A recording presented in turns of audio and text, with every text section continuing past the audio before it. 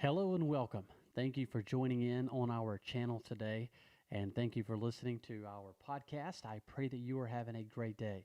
Here in South Mississippi, it has been a little chilly, and I like it around 72, 73 degrees.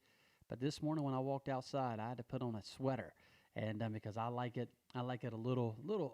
I don't like it cold.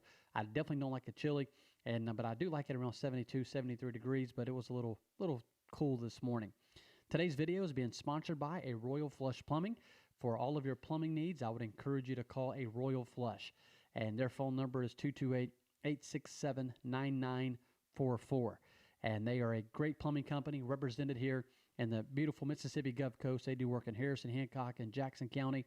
And I would encourage you to call Darren and Jeannie for all of your plumbing needs. I worked for him whenever I was a teenager for many years. And they're just great Christian people and very strong conservatives as well, and I do appreciate them. Very honest. It's hard to find good, honest people, and today in the business world, and but I really appreciate their friendship, and also I appreciate the work that they do. They did the plumbing on my house, and just did a great job. I appreciate them very much. On our channel, we cover politics, we cover devotionals, we cover sports, and we talk about things that I enjoy and talking about and discussing. And if you know me, you know that I enjoy sports, and I'm a sports fanatic. I enjoy talking politics, and also, you know that I love the Lord, and I love my church, and I enjoy talking about good topics. And so today we're going to be doing a devotional, and the title of this devotional is "Overcoming Your Saul." Overcoming your Saul. Understand something very, very important. That each and every one of us, and I'm going to explain what I mean by overcoming your Saul, but each and every one of us in our life are going to encounter a Saul. Now, this is going to be a 3 or 4 part video. I mean, I'm not going to be able to cover everything in this one video. It's going to take several, and then to cover the topic with overcoming your Saul, and because I don't want to be too long, and but I do want to cover this in depth. I think about David. You go to 1 Samuel chapter number 16. And whenever you read about David, you know, in 1 Samuel 16, right there in the very beginning, you know, God is talking to Samuel, and he says, Lord says unto Samuel, "How long wilt thou mourn for Saul, seeing I have rejected him from reigning over Israel?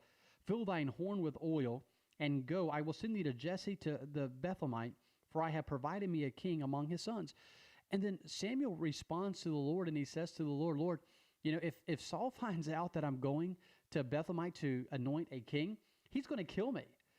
And I love what the Lord says. I love his response, you know, to Samuel. And the Lord said, "Take an heifer with thee and say, I am come to sacrifice to the Lord." And so I love that. You know, and so let me just explain something really quick about your Saul. Your Saul will be someone who wants to destroy you. Your Saul will be somebody who is jealous of you or envious of you. A Saul would be someone who wants to see you fail. That is what a Saul is. And whenever you think about, you know, the relationship that Saul and David had, you know, Saul, there you have Saul throwing a javelin, you know, at David, and Saul was wanting to kill David. Saul was wanting to destroy David. And here in the beginning, you know, whenever Samuel goes down to Bethlehemite, you know, and God says to Samuel, "Samuel, don't tell Saul why you're going." And so the first thing that I want to mention this morning is this: whenever it comes to dealing with your Saul, is don't tell your Saul everything. Don't tell him everything. You know, you can keep your Saul in the dark. You know, I think it's important. You're going to find a Saul, whether it's going to be in your church, your business, a family member. I mean, a Saul can come in all different shapes, different forms, different factions. I mean, different areas of your life, whether it's church work, whether it's in your ministry of your church, whether it's in your job, whether it's if you own a business. You might have a Saul even in your business that is going to try to destroy. And sometimes we get stuck in situations, you know, as a pastor, if I try to deal with the Saul, I have the potential of hurting someone. And so I've got to be careful. If I own a business and if I need to deal with the Saul, there are others in that business that it's going to affect that like him, that maybe look up to him. Or maybe if I do work for multiple businesses, and if I have a Saul that's on my team who turns, maybe whenever he first come on board, like Saul in the beginning, Saul was not envious or jealous. Saul was a very humble man, but then things changed in his life once he became king. And things changed whenever he disobeyed God, and he became an envious and jealous man who wanted to destroy and kill David. And so you might have somebody like that in your business who might be connected to multiple businesses that you work for, and you have to be careful in how you deal with your Saul. And so in saying that, I'm very careful. If I have a Saul, and if I'm dealing with the Saul, I'm very careful at the information that I give him. And that's what God was saying to Samuel. God was saying to Samuel, Samuel, you're going to take a heifer, you're going to sacrifice. We're not going to tell Saul why you're necessarily going to Bethlehemite, why you're necessarily going to Jesse's house to anoint another king. And so that was something that I believe is very important for you and I to learn whenever it comes to dealing with someone who is jealous, who is envious, or someone who even wants to destroy you. And unfortunately, there will be people in your life that will want to destroy you. I've seen Sauls and lots of different areas, and trying to help people overcome their Saul. And I think this is very, very important. And dealing with your Saul is don't tell your Saul everything. I love the story how David, whenever David, if you go read 1 Samuel 17, David goes down to have a conversation with his brothers and to check on his brothers. And while David is there, this giant comes out, and this giant is defiling, the nation of Israel and talking about God and just being very defiant. And David goes out there and David slays the giant. I love the story. It's one of my favorite stories in the Bible. Whenever David, he hits him with the slingshot. And then after he hits him with that rock from that slingshot, he goes out there and he cuts off his head. I love the story. But then the women begin to dance in the streets saying that Saul had killed his thousands and David his 10,000s, and that is when that jealousy and envy begin to rise up in the Saul. And so one of the first things that I believe that we can learn whenever it comes to dealing with your Saul is don't tell your Saul everything. Don't tell him everything. Let me go to my second point is this. Realize and understand that everything that Saul produces isn't bad. Now, just think on that for a moment. Realize that everything that Saul produces isn't bad. Let me ask you a question. Who was Saul's son? Jonathan. Was Jonathan good for David or bad for David? You know the story. Jonathan was great for David. Jonathan helped David. Jonathan helped David whenever Saul was wanting to kill David. Jonathan was one that warned David not to come to the meal. Jonathan loved David. Jonathan's soul was knit with David. They was best of friends. So realize that everything that Saul produces isn't bad. Saul produced Jonathan. Jonathan saved David. Saul produced Jonathan. Saul was trying to kill David. Saul was envious of David. Saul was jealous of David. But here you find Jonathan loving Saul. And so when it comes to dealing with your Saul, we need to realize and understand that everything that Saul produces isn't bad. Remember, Saul has children. Saul has children. Saul has a wife. Saul has a husband. Saul has family. Saul has friends. Everything that Saul produces isn't bad. And so when it comes to dealing with your Saul, you have to be very careful how you handle your Saul. Because you need to understand that if you go out and if you attack your Saul, one, you become Saul. If you go out and begin to throw the javelin back at Saul, the potential of hurting someone that Saul has produced is greater when you're throwing a javelin at Saul instead of allowing Saul to throw the javelin at you. Now we don't want to get hit by the javelin, but we have to realize and we have to understand that everything that Saul produces isn't bad, and so we need to love those that Saul has produced. We have to be very careful when it comes to dealing with our Saul. So number one is you don't have to tell your Saul everything, and number two, realize that everything that Saul produces isn't bad. What if David would have said, well, Jonathan, I don't want to be your friend because Saul is your dad. Saul is your dad, and Saul is trying to kill me, so I'm not going to be your friend. But at the end of the day, it was Jonathan who was shooting the arrow that was warning David that Saul wanted to kill him. And so if David would have just shut Jonathan off, he wouldn't have got that very important information. And so be careful how you deal with your Saul. It's very important because we need to understand that everything that Saul produces isn't bad. And so many times what happens is we begin to attack Saul. We come after Saul and we begin to hurt those that are around Saul. Oh, yeah. We hurt Saul's children. I don't want to hurt Saul's children. At the end of the day, and I'll get to this later on, at the end of the day, I want to help Saul. At the end of the day, I want to help Saul's children. At the end of the day, I want to love them. I want to see Saul change. I don't want to see Saul ended up falling on his own sword and then his own son falling on his sword, getting killed. I don't want that to happen. I want Saul to get right. I want Saul to repent. I want Saul to change. And so at the end of the day, we have to realize and understand that Saul was connected to a bunch of people, and I'm going to love Saul. I'm going to be nice to Saul. I'm going to be respectful to Saul. Now, I'm going to stand my ground. I'm going to do what's right. But at the same time, I want to love those that Saul is connected to. The great illustration of this with Jesus is whenever Judas come in and in the garden to kiss Jesus on the cheek as those Roman soldiers were coming in to arrest Jesus. And whenever Judas walked in and kissed Jesus, what did Jesus say to Judas?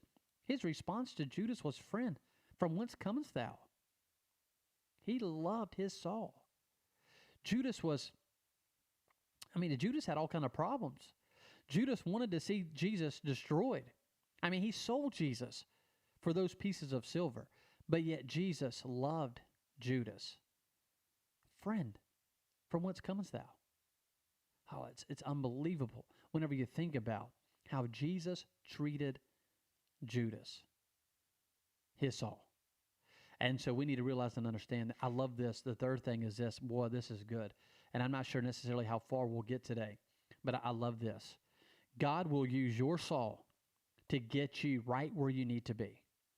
Oh, yeah. Boy, this is so good. I have a lot of rough edges on me. I have a lot of things that need to be sanded, that need to be smoothed over. And God will put people in our life that'll be like sandpaper. Now, we don't like the sandpaper. Sometimes we don't even want to deal with the sandpaper. But at the end of the day, God puts people in our life to help us. God puts people in our life to get us where we need to be as a Christian.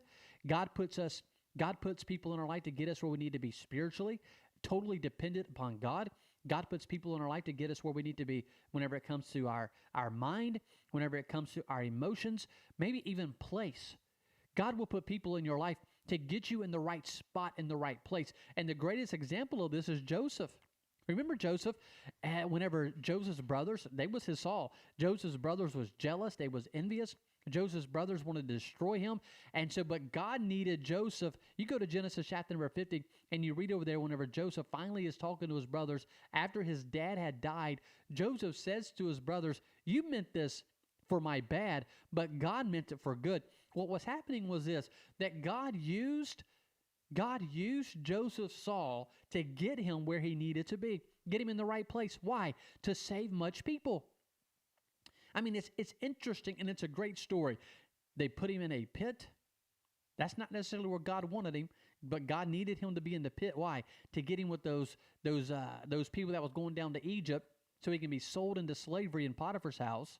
That wasn't the end game for God with Joseph. It was eventually leave from Potiphar's house to go to prison. And that wasn't the end game. The end game was eventually he was going to be before the Pharaoh. And then the end game was he was presenting Pharaoh a strategy to save much people alive. Whenever it comes to this famine that was coming, 7 years of famine, 7 years of plenteous.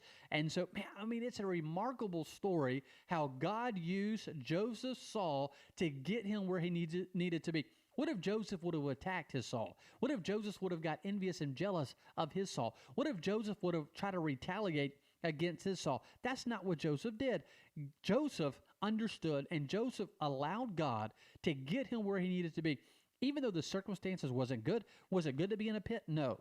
But that's where God needed him. Was it good to be chained and brought down to Egypt and sold into slavery? No. But that's where God needed him. Was it good for him to be a a servant in Potiphar's house? No, but that's where God needed him. And God was using his Saul to get him in the right place. Eventually, he was put back in prison. Eventually, he's in Pharaoh's house. Eventually, his own dad moves there. All of his brothers move there. And Joseph understood, hey, God used my Saul to get me right where I needed to be to save much people alive. And we need to understand that when it comes to dealing with our Saul. When your Saul is throwing javelins, get on your knees and pray for your Saul. Whenever your Saul is being jealous and envious, you pray for Saul. You love Saul because God is using your Saul to get you where you need to be. Oh, when you think about it, of course, it's bad for Saul. I wouldn't want to be used like Saul. But whenever my Saul attacks me, whenever my Saul comes after me, we need to love him. God will use your Saul to get you right where you need to be. So the first thing I said was this: you don't have to tell your Saul everything. Look, I don't go tell my Saul everything. Thankfully, right now, I don't necessarily believe that I have a Saul that is attacking.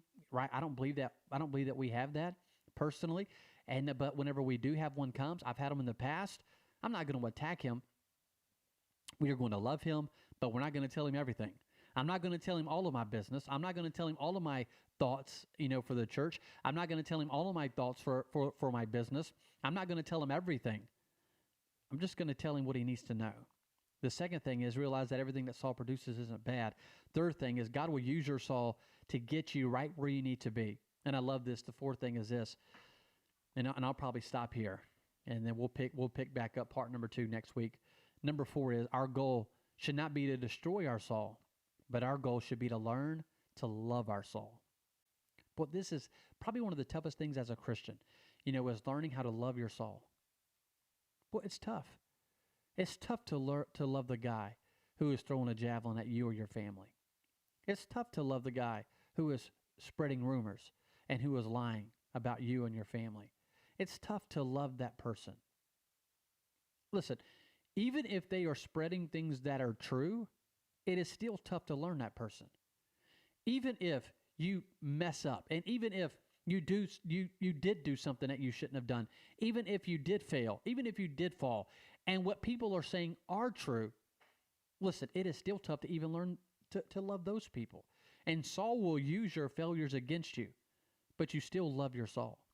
Saul will use it to try to build their platform. That's what Saul is trying to do. He'll try to use your faults and your failures to build their platform.